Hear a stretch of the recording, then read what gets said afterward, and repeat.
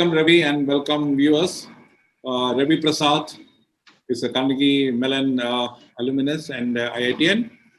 Of course, he is, by virtue of being the son of advisor to Prime Minister Mrs. Gandhi, he has been privy or access to many other things during emergency and after emergency, and also his father's notings, which he says has been destroyed according to his wishes. So, Ravi, your article, which appeared in Open, talking about why Mrs. Gandhi declared election on January 18, 1977, is attracted many other political pundits, including Dr. Tharoor, whom I forwarded the article, and instant response came.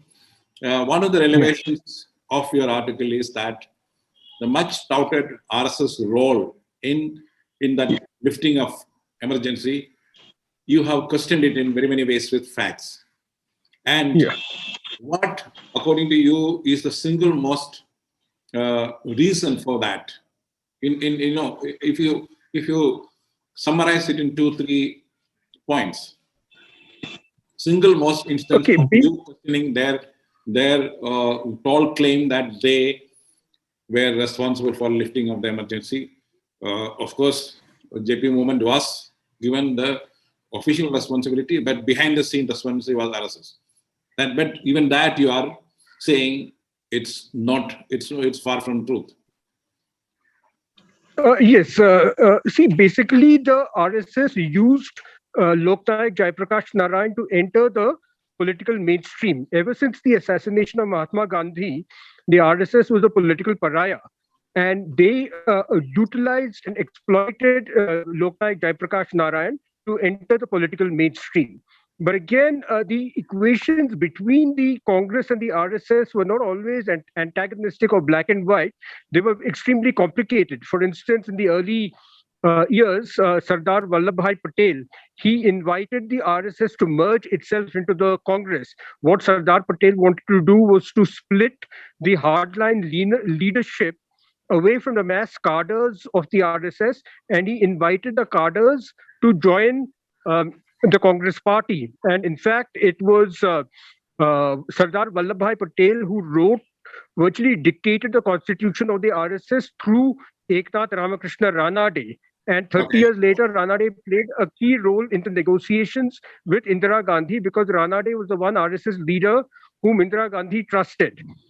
Secondly, it was that the RSS joined the JP movement only in the very late stage. The RSS, or rather the ABVP, was not a part of the Gujarat movement. They got started, the ABVP got started in the Bihar movement to overthrow Abdul Ghaffur.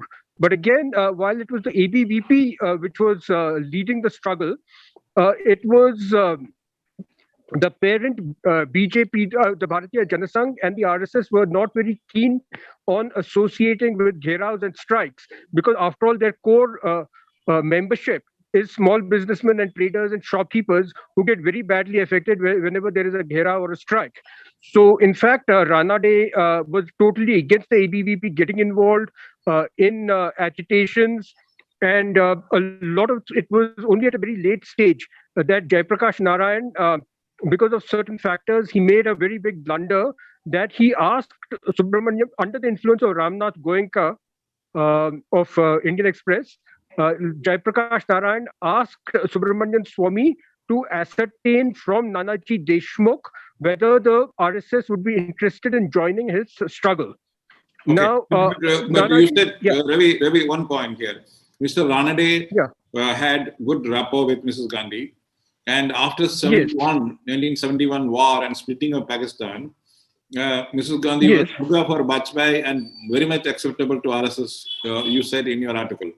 How does that portion of the rapprochement or access to Mrs. Gandhi work out in this whole thing? See, Mrs. Gandhi intensely distrusted and disliked the RSS, because the viewpoint of the RSS is totally opposite to her ideas of India as a secular state and to Nehru's ideas of India as a secular state. But the RSS did not want opposition for the sake of opposition. The RSS, especially Bala Sahib Devras, used to keep reaching out to her, saying, "Let us work together in the national interest. Let us not fritter away our energies in opposing each other. Let us work together." But Indira Gandhi was suspicious because she knew that this is how the RSS would infiltrate into the Congress by pretending to be friends and then be a Trojan horse, and they would try to get inside the Congress and the government and the bureaucracy and the civil services and the judiciary and everything from inside. Therefore, Indira Gandhi was just rebuffed all such overtures that came from Bala Sahib Devras. And when Devras realized that Indira Gandhi is not going to be favorable to his asking her to work together, so he started reaching out to Sanjay Gandhi, because Sanjay Gandhi was a totally very pro-capitalist. So the economic views of Sanjay Gandhi and the RSS were very sympathetic. Then Sanjay Gandhi was also perceived to be somewhat anti-Muslim. So that also was, very much in synchronization with the RSS views. So certainly the RSS kept reaching out to Indira Gandhi and Sanjay Gandhi, mainly Bala Sahib Devras. Vajpayee also said, "Let us not be antagonistic. Let us work together." In fact, Vajpayee, was trying to told Raj Narayan several times, "Withdraw your election petition. It is going to cause disruption. We don't want disruption at such a stage." So there were a lot of the RSS people, especially Nagpur ones, which did not want to confront Indira Gandhi. It was essentially Nanaji Deshmukh, and my father had said that Indira Gandhi regarded Nanaji Deshmukh as the most formidable of all her opponents, A, because of his very good organizational capabilities, his persuasion capabilities, and then Nanaji Deshmukh had a high moral stature. He was acceptable to a lot of people outside the RSS, but she regarded him as the most formidable of her associates. And in fact, the lists of those who were to be arrested were the ones who were closest to Nanaji Deshmukh. So Okay, once Jaiprakash Narayan, yeah, tied up but with coming Nanaji to that Deshmukh, point, Ravi, yeah, coming to that point yeah, about Nanaji Deshmukh, you also written that your father and Mr. P. N. Dhar was yes, negotiating with JP, and the cover yes. got blown, and they couldn't move forward. That is how JP ended up in RSS camp. How was that scenario? Which means that Mrs. Gandhi always tried to reach out to JP. Oh, yes, absolutely. See, in fact, my PN Dhar and my father were closer to JP, and they knew JP very well, long before they joined Indira Gandhi's staff. In fact, it was JP who took the initiative to reach out to both PN Dhar and my father when they were young people in their 1930s, because he thought they were promising people, national, who would be the next generation of leaders. So it was JP who reached out to PN Dhar and my father in the early to mid 1950s, Yeah. and long before, 15 years before either of them joined Indira Gandhi's cabinet. And in fact, the negotiations with JP had almost succeeded. But the problem was that every time they thought they had an agreement, JP started escalating his demands. So Indira Gandhi finally agreed to all of JP's demands except dissolution of Bihar Assembly. She said, they made a mistake in dissolving the Gujarat Assembly. She will not allow that to happen in Bihar. So she told JP, elections are due in February, March 1976. Why don't you wait 18 months for that? And whatever differences you have with me, fight it out in the elections rather than disrupting the legislator. Because what JP was doing, they were not allowing government officials to enter the government offices. They weren't allowing MLAs in the Bihar legislature to enter the legislature. They were calling for the strikes in the universities. So, JP's team had almost agreed to this. Then what happened is that Saeed Naqvi went and published all these details of the secret negotiations in the Statesman newspaper, and this played right into Sanjay Gandhi's hands, because Sanjay Gandhi was trying very hard to sabotage the negotiations. And this one report in the Statesman giving complete details of the negotiations. And in fact, so my father's briefings to Indira Gandhi and my uncle's briefings to JP, they ended up with Saeed Naqvi, and he, sensing a scoop, went and published them. But then the consequence of that was that the negotiations, which were on the verge of success, they played right into Sanjay Gandhi's hands. He immediately sabotaged that. And then JP, in a moment of panic, I think, went and tied up with Nanaji Deshmukh because his own JP's own negotiating team. So, Ravi, they're all taken by shock. Yeah. Ravi, which means that Sanjay Gandhi or people around Sanjay Gandhi had a role in sabotaging that negotiations, is it not? Oh, yeah, absolutely. Yes. Sanjay Gandhi tried to sabotage the negotiations right from the very beginning. He was the one who was telling her right from 1974 to put Morarji Desai and JP into jail. Right from February 1974, Sanjay Gandhi wanted JP and Morarji Desai into jail. Okay, so how did this? You also say that it was Ramnath Goenka, the Indian Express publisher, and owner who saw an opportunity there and put RSS as an ally of JP. Is it? How did that happen? Yes, it was basically. See, it was Ramnath Goenka and Subramanian Swamy, because JP had given up party politics in 1954. He was with the Bhutan movement. He didn't want to get involved. It was Subramanian Swamy, when JP was very ill, recovering from a heart attack. Subramanian Swamy went and he brainwashed JP, who was very weak and not thinking clearly. He brainwashed JP that you should come back into the enter mainstream politics to lead the opposition to Indira Gandhi.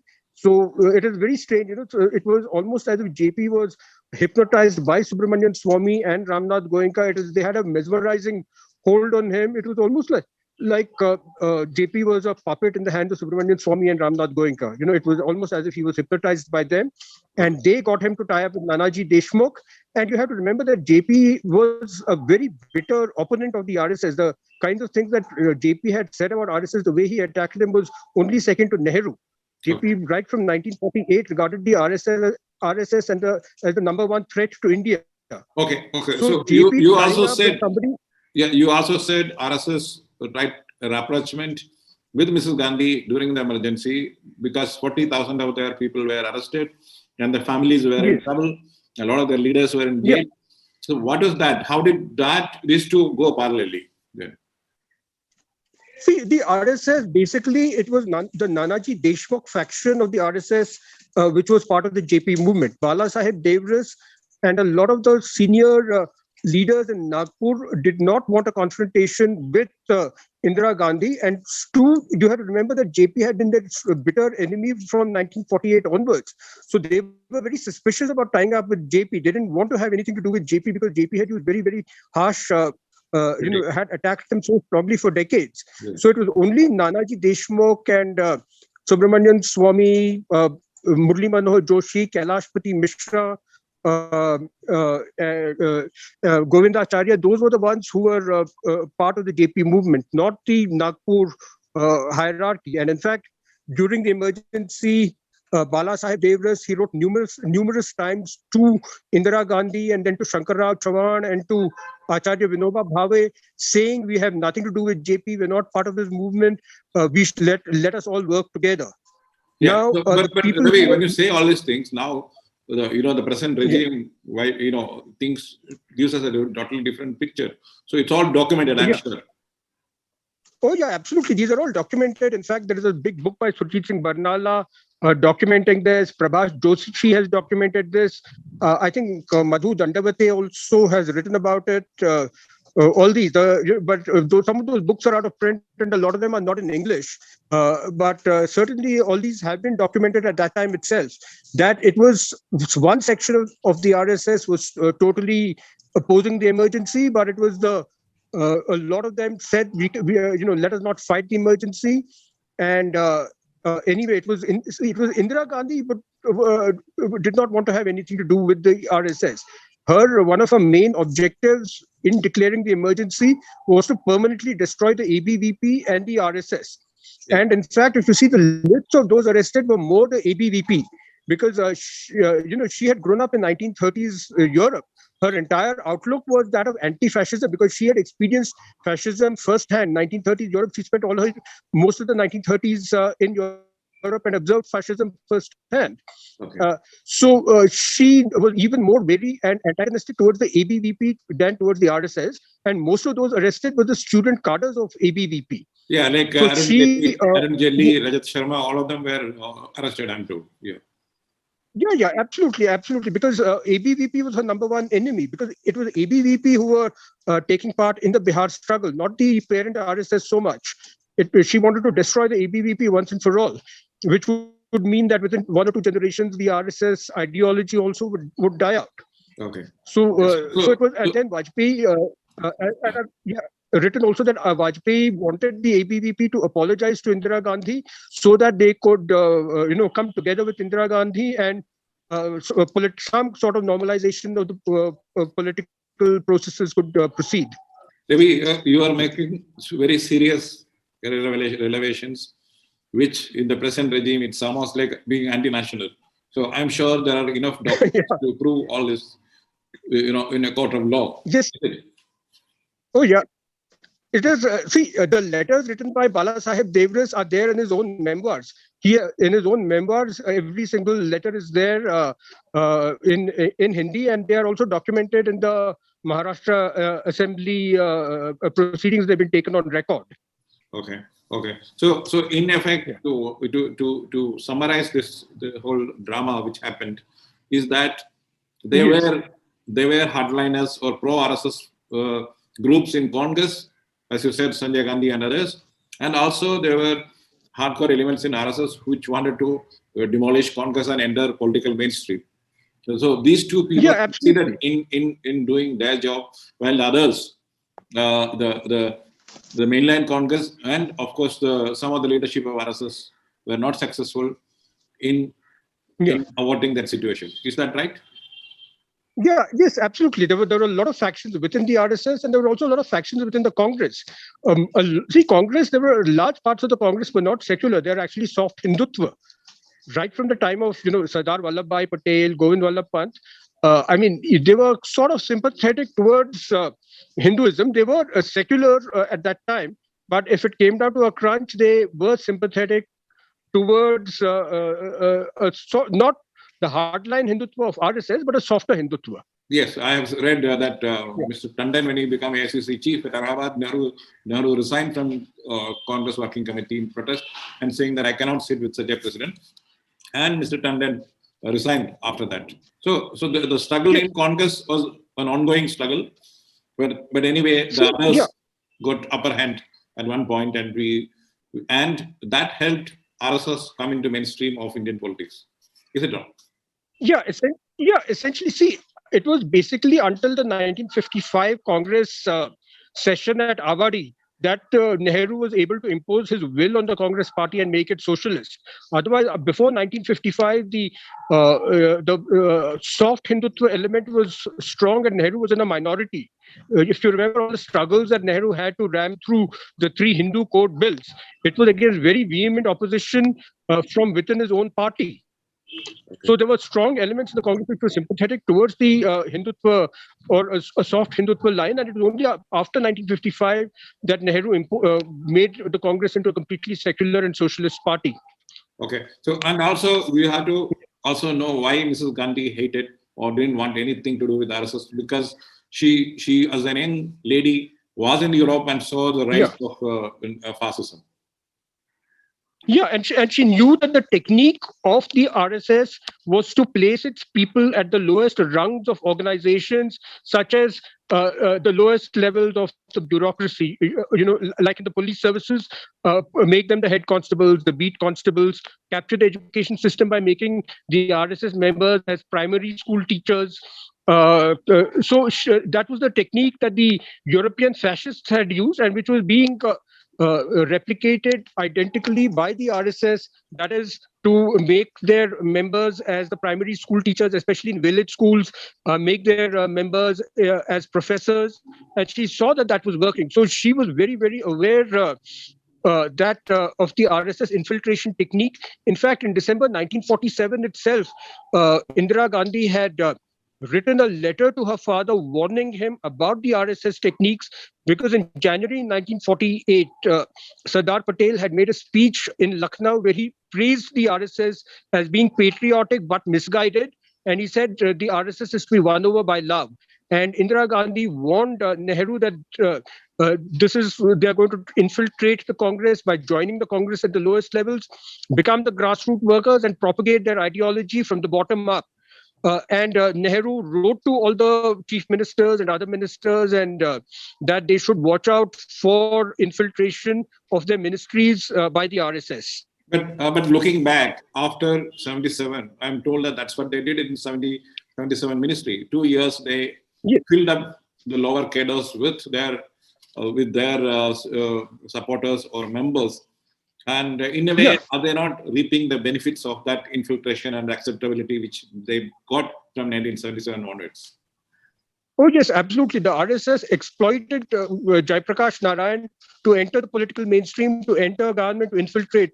It was Nanaji Deshmukh who saw that they could utilize Jaiprakash Narayan. And I think Jaiprakash Narayan realized it quite early on that he had been taken for a ride by the RSS.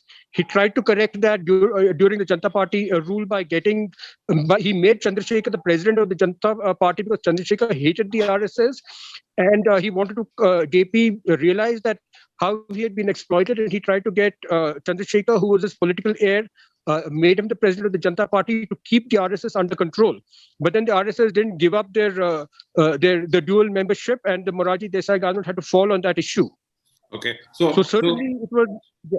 It was a mistake of JP. Yeah, it was a mistake, but he was pushed into that corner, just like I would say Mrs. Gandhi was pushed into a corner to declare emergency. JP is also pushed into a corner to accept RSS as an ally and fight emergency. So it's part of our history. That is certain. Yeah, see, basically, it was, there could have been an agreement between Indira Gandhi and JP because after all, they were so close. They were virtually family members. I mean, JP was, Nehru wanted JP to succeed him as prime minister. JP was the executor of Motilal Nehru's estate. In fact, even till the emergency, all the legal documents of the Nehru family were with JP. And JP's wife was the closest friend of Indira Gandhi's mother. So it was really almost a family feud. But it got really pushed to the corners because everybody had massive egos. Indira Gandhi had a massive ego, JP had a massive ego, and Morarji Desai had a massive ego. And it is just their egos didn't allow them to come to an agreement. And this was exploited by Subramaniam Swamy, Ramnath Goenka, Nanaji Deshmukh, and they rode on JP's coattails to enter the political mainstream. Okay, which they are now, and they are now. The whole thing is, your article points out, it is not just RSS which ensured emergencies lifting or defeat of Congress that time. It was very many other forces were at work. Is it not? Yes. Can you just enlist what are the forces? What are the forces which were at work? Few lines. I think essentially Indira Gandhi's. It was my personal assessment. I don't have documents to back this up, but my personal assessment is that after the Congress session and the Youth Congress session at Guwahati, which was on her birthday of 19th November 1976, I think after that, what happened at Guwahati, Indira Gandhi came to the realization that she has to end the emergency and call for elections. And I think it was at that time she realized that Sanjay Gandhi had to be curbed, that his attacks on communism and socialism were leading to serious difficulties with the Soviet Union. And the Soviet Union was firmly backing India, was her strongest support of the Soviet Union and the other communist and socialist nations. And I think that was leading to a lot of problems. The second one is, I think that the kind of adulation which was shown to Sanjay Gandhi, where people were comparing him, because he was the same age as Jesus Christ and Shankaracharya, the sycophants were comparing him to Shankaracharya and Jesus Christ and all that. And I think that kind of reminded Indira Gandhi of the Nazi rallies of Hitler at Nuremberg, where millions of crowds were hailing Hitler. After all, Indira Gandhi was very much a child of the 1930s Europe. And she had witnessed all these in Spain and Italy and other countries, about fascism and Nazism. So I think maybe she thought that her son is also going to become a fascist that way, or at least a dictator like Papa Doc and Baby Doc of Duvalier of Haiti. And in fact, that is what he said, that people are comparing Sanjay and me to the Haiti Duvaliers, Baby Doc and Papa Doc. So in fact, I'll say that Democrat in Mrs. Gandhi was alive and kicking. After all, she was her father's daughter, the only daughter, who inherited not just her genes, but a lot of working style and other things, despite all her limitations. That's what you are saying. Yeah. That is what my father said. That at the crucial juncture, when she could have gone either way, she was much more the daughter of Jawaharlal Nehru than she was the mother of Sanjay Gandhi. Okay. So that is what my father said, and it is very significant that because grandfather and grandson were so totally different, and my father said she's much more the daughter of Jawaharlal Nehru than the mother of Sanjay Gandhi. I think, thank you, Ravi. It's a good thing to end that Okay, he was more a daughter of Nehru than mother of Sanjay Gandhi, as far as emergency is concerned. That's why we are in a free country even today. And for the viewers, Ravi is in Himachal Pradesh. He says he's in sub-zero temperature. So that is why you say minus 30. Straight out of 14,000 feet. Yeah. 14,000 feet and minus 30 Celsius. Okay. And enjoy the winter there, and be safe and take care. Thank you, Ravi.